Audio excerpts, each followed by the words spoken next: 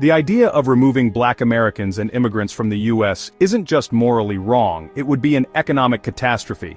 Today, we'll show exactly how vital these communities are, not with feelings, but with facts. Imagine waking up tomorrow and nearly a third of the workforce is gone, vanished overnight. Immigrants and Black Americans make up almost 30% of all workers, from farm fields to hospitals to tech labs. Who would fill millions of essential, skilled, and physically demanding jobs? The answer: no one. Food supply chains would collapse, construction would halt, and caregiving crises would explode. This isn't just about unskilled labor. These communities are also doctors, engineers, and innovators. The result? A paralyzed economy, productivity in freefall, and decades of progress erased. The engine of America wouldn't just sputter, it would seize. Even if you could replace the workers, you can't replace the spending. Black and immigrant households drive trillions in consumer demand, fueling local businesses, housing, and every major industry. Remove them, and small businesses vanish, corporations lose customers, and the housing market collapses. Every sector, food, fashion, entertainment, would spiral downward. This isn't a temporary dip, it's a permanent shrinking of the American market. Less spending means more business closures, more job losses, and a vicious cycle of decline.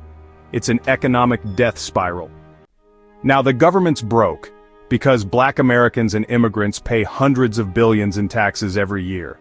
That's income taxes, sales taxes, property taxes, and payroll taxes, money that funds schools, roads, and social safety nets. Even undocumented immigrants contribute billions, often without receiving benefits. Remove these taxpayers and the tax base evaporates. States would face impossible choices: raise taxes sky high or slash essential services. Social Security and Medicare would collapse as millions of workers disappear. The safety net would be shredded, leaving the most vulnerable with nothing. America's entrepreneurial spirit? Gone. Immigrants are nearly twice as likely to start businesses, creating jobs, and driving innovation.